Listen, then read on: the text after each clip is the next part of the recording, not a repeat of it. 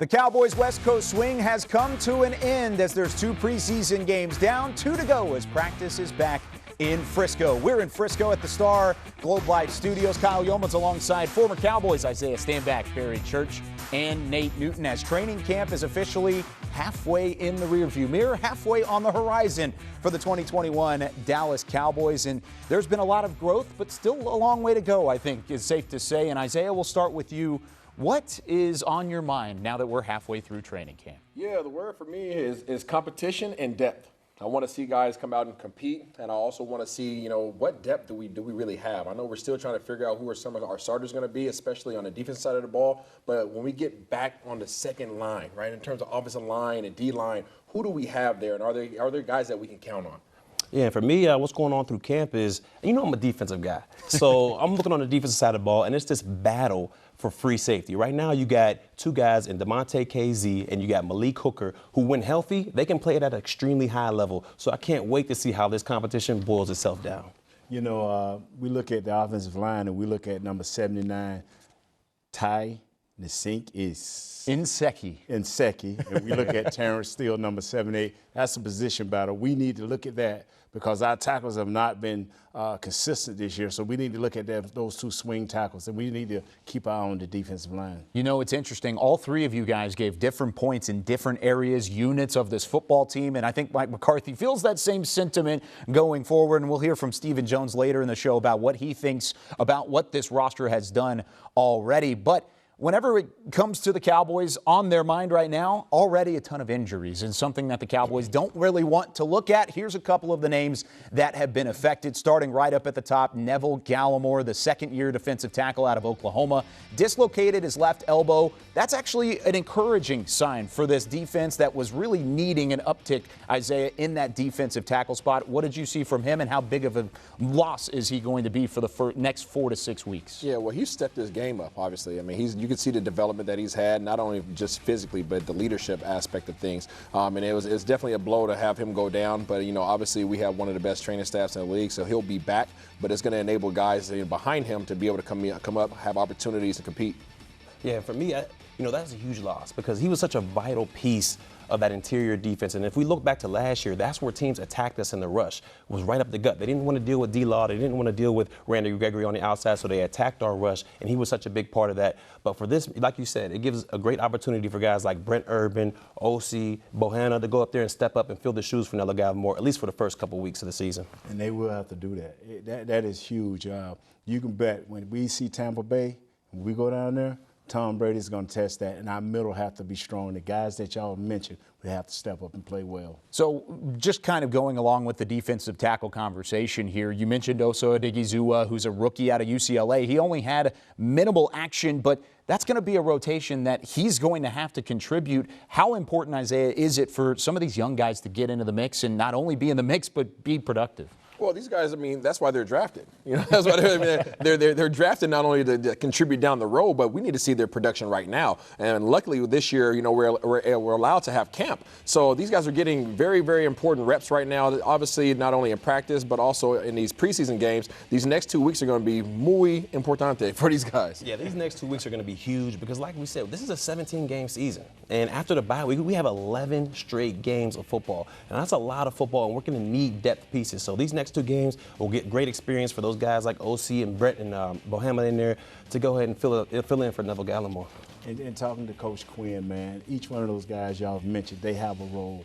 Bohanna and Justin Hamilton, they are your first and second down guys. The Urbans of the world, they are your in-between guy, rush guys. And then we know those 2 beasts on the end. So he have a role for each one of these guys. He have packages, so we should be okay. There will be a rotation in there at defensive tackle and on the defensive line, especially with a ton of young talent to roll with. How about the young talent on the offensive side? Can CeeDee Lamb take over as the Cowboys' top wide receiver in 2021? We answer that when we come back on Special Edition. Special Edition, presented by AT&T, is brought to you by Ford. Built for Texas, built for you. GEICO, 15 minutes could save you 15% or more on car insurance. Salvation Army, doing the most good. And by AT&T.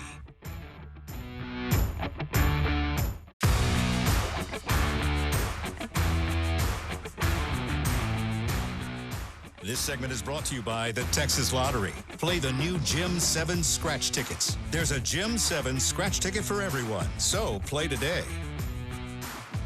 As the Dallas Cowboys return from the West Coast and get back to the Lone Star State, Amari Cooper has returned to the practice lineup as we continue on here with more special edition from the Star in Frisco. And speaking of Amari Cooper and his return, it is a welcome sight for the Dallas offense as there are high expectations placed on Amari Cooper, CeeDee Lamb, and Michael Gallup, the quote-unquote big three wide receivers who had impressive 2020 stats. Amari Cooper, for the fifth season out of his last 6 tries, has 1,000 yards receiving. CeeDee Lamb put the NFL on notice with his rookie campaign, and Michael Gallup still put up very impressive numbers despite not having Dak Prescott for the majority of the 2020 campaign. So I'm going to ask all three of you guys about these big three receivers and just what to expect out of them. We're going to start with CeeDee Lamb heading into second year number 2. Isaiah, how about this? What is his jump going to look like heading into this second year? Yeah, I think there's a lot of pressure on CD, and whether he recognizes it or not. I know a lot of times people put the focus on Coop because he's the lead dog, he's the highest paid. But however, CeeDee Lamb,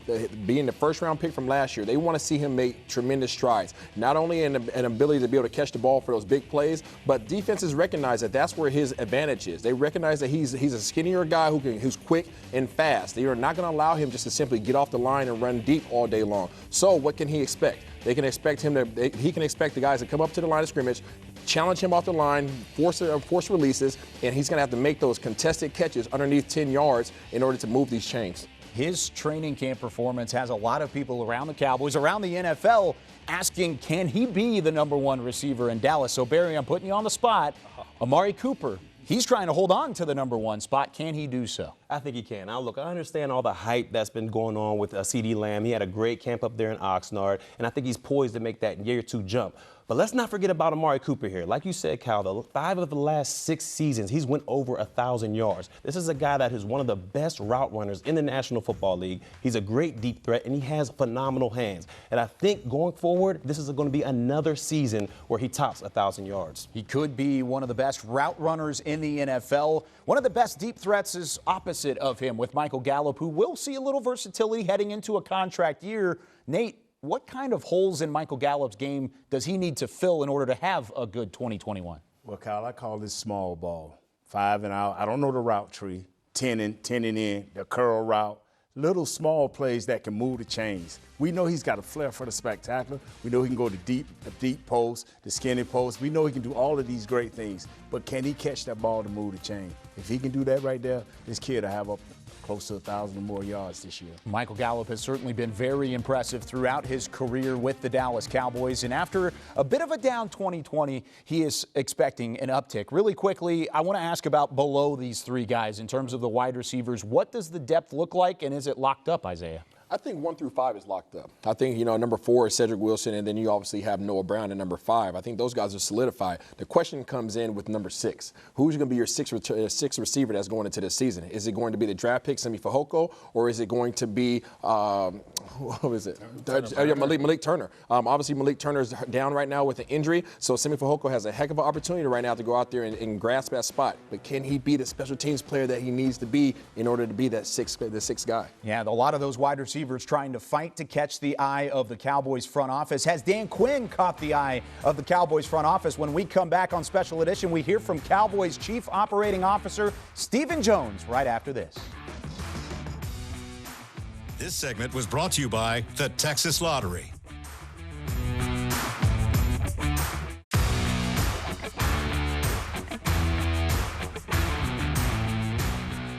This segment is brought to you by Ford. Built for Texas, built for you. It is well known that there is never a dull moment around the Dallas Cowboys, and this offseason certainly proved that once again. Welcome back in to Special Edition, where we are now joined by Nick Eatman and Stephen Jones to talk about the progress of this Cowboys team. Thank you, Kyle, and I'm here with Stephen Jones, Cowboys Chief Operating Officer, as always here, and you're getting closer. I mean, training camp is still going, but the Oxnard part is done. We're back in home here in Texas. What's it like to get that much closer to the season starting? Well, it's great to be back here at the Star. Obviously, we got a lot of work done, a lot accomplished out in Oxnard. It was tremendous weather, as you know. it was great being out there, great letting our team, our coaches, our organization focus on the task at hand, which is the upcoming season. And we did get a lot of great work done. But it's great to be back at the Star. I know our players and coaches and organization glad to be back with their families, but it does signal that the season's getting close. And at the end of the day, it's really time to start to tighten things up. You can feel the intensity. I think players are starting to understand now there's going to be some cuts, especially with some of the younger guys and guys who are on the fringe there. That intensity level's picking up, the competition, the competitive nature's coming out in them. So great to be back here and great to be working. When you talk about Dan Quinn, you're so excited about him and what he's going to bring to the table. Obviously, when you see these games, he's going to be as vanilla as he possibly can. You've seen some more in practice. What can you, maybe you can't share it, but what some of the things you've seen that you're like, I can't wait till the real games start because we're going to see this and that? Well, at the end of the day, Dan Quinn's been a very successful Super Bowl head coach. Just that much away from winning a championship and a tough one. But he understands that to stop these high-powered offenses, these great quarterbacks, you have to be multiple. And everybody, wants to say, well, this is a 4-3 or a 3-4. This is more like we used to do with Rod Marinelli versus, what we did when Mike Zimmer was here versus, some other type of situations that we had. So he understands you have to do all the above. And certainly that's what we're seeing out on the field. He believes in that. He believes in the odd fronts, the even fronts. If you're out there seeing our practices, which I know a lot of our media does see it, you see us, you see Randy and Micah standing up at times with 3 down linemen. You see them all standing up at times. So I just think he's going to bring that multiplicity to our defense that's going to be required to be successful. I'm going to flip to the quarterback position. It's one we always talk about. And before we talk about Dak, I'll ask you about the backups. This was one of those positions that, heading into camp, you think you had a good feeling on. You wanted to see Garrett Gilbert a little bit more. Now that you've seen him and Cooper Rush and DiNucci, what are your thoughts on that? We still have 2 games to go here. I think they need the next 2 games for sure. I mean, all of them need to continue to progress. I think obviously Garrett and Cooper know the offense very well. They know where to go with the ball. They just have to execute, make the throws, get their feet right, and make plays and move the team. Certainly it was nice to see DiNucci have a long drive and get a touchdown at the end of it. But all 3 of these guys need to continue to improve because it's competitive out there, and we're going to have some decisions we have to make, obviously, at the end as to who's going to be the 2. Do we carry the 3rd on the active or the practice squad? Those are things that, we'll be determining over the next 2 weeks. Stephen, we know how busy you are. Thank you for joining us. Absolutely. Great being on as usual. All right. That's Stephen Jones, Cowboys Chief Operating Officer. Back to you guys. Thank you very much, Nick. You can catch the entire interview presented by Nationwide with Stephen Jones on DallasCowboys.com. When we come back on Special Edition, it is dress rehearsal week as the Houston Texans make their way to town. What can you expect when we come back? This segment was brought to you by Ford. Built for Texas, built for you.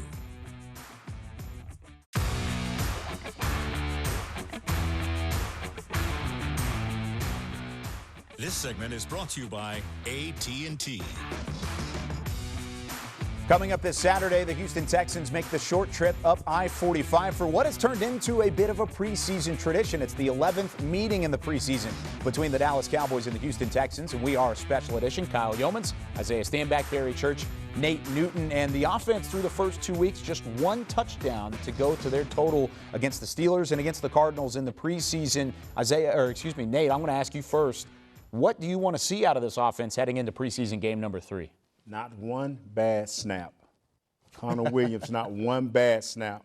We need to be able to get into the end zone. We don't need Gilbert worrying about whether he gets a snap or not. We need a perfect snap for every snap.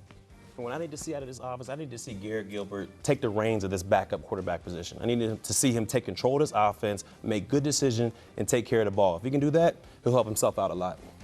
I want to see the offense score touchdowns. Can we finish some drives, scoring touchdowns? Not only does that lie on the players, but that falls on the shoulders of the offensive coordinator, Kellen Moore. The Cowboys, through the first 2 preseason games, 4.8 yards per play. That would have ranked 31st in the NFL last year. So nothing really to show through the first 2 weeks in terms of the efficiency. The defensive side, however, has looked much improved. They're averaging 4 yards per carry against the run, which is vastly improved over what 2020 saw. Nate, I'll start with you again.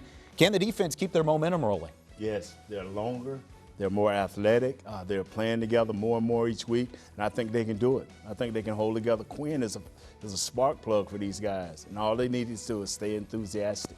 And when it comes to the defense, I just need to see 3 things. I need them to continue to play like their hair's on fire because they've been flying around the ball. I need to see them continue to communicate because last year we know that was a big problem. And number 3, I need to continue to take the ball away.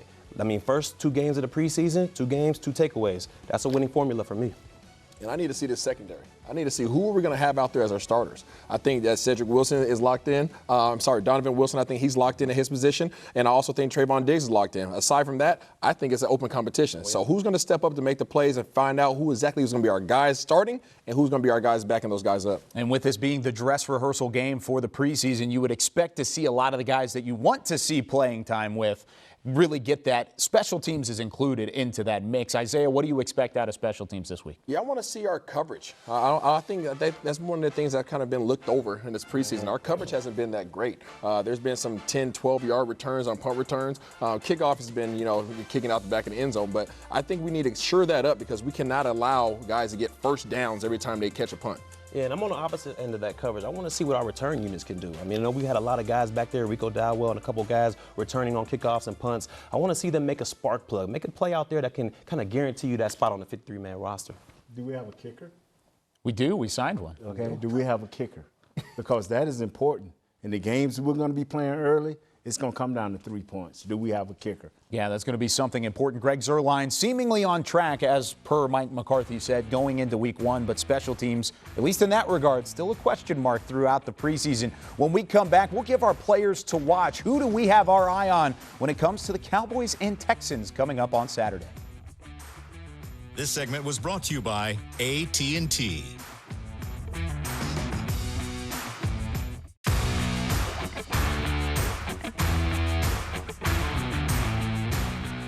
Special edition presented by AT&T was brought to you by Ford. Built for Texas, built for you. Miller Lite, the only beer of the Dallas Cowboys. AT&T. And by NFL Game Pass. You'll never miss a game again. Enjoy full and condensed game replays from Week 1 to the Super Bowl. Subscribe at DallasCowboys.com/Game Pass. There are just 2 more preseason opportunities for roster hopefuls to show the coaching staff in the Cowboys front office exactly what they have. And we've got 1 more opportunity to tell you who we have our eyes on heading into the Cowboys and Texans coming up on Saturday. Isaiah Stanback, Barry Church, Nate Newton, I'm Kyle Yeomans. And Barry, I'm going to start with you. Who do you have your eye on? I have a feeling it was somebody who made a play last week. Oh, my guy to watch is the new 42, and that's Keanu Neal. And boy, does he wear that jersey so good. But Keanu Neal, I mean, he's been arriving at the ball with bad intentions lately, and hopefully he can continue that as they go against the Houston Texans.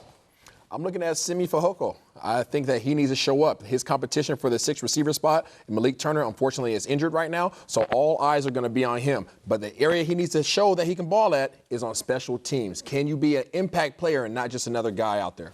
Hey, the guy that's going to show up is number 75, Osa. He's out of UCLA. He's a 3 technique. He's going to do great things this week. I need him to be strong in the rotation. Can we just go back for just a split second and talk about 42, a former 42, putting some highlights on an actual current 42? What did you like out of the Arizona game that he did so well? Like you said, bad intentions. I mean, poking the football out. Yeah, I loved how he arrived at the ball. I mean, I was kind of nervous about his transition from safety to linebacker because you're in those trenches. But when he gets to the ball, he's putting guys in the dirt. There's no leaky yardage. There's no falling forward for 3 yards. You're either in the dirt or you're going backwards, and that's how a linebacker should be. Yeah, he's that hybrid safety linebacker that Dan Quinn really likes having the versatility on the backside of the defense. Made a play last week. We'll see if he can make another one in the dress rehearsal. Once again, 7 p.m. Central Time kickoff between the the Texans and the Cowboys preseason game number 3. For Nate Newton, Barry Church, and Isaiah Stanback, I'm Kyle Yeomans. That'll do it for us on Special Edition. We'll see you next week. Enjoy the preseason.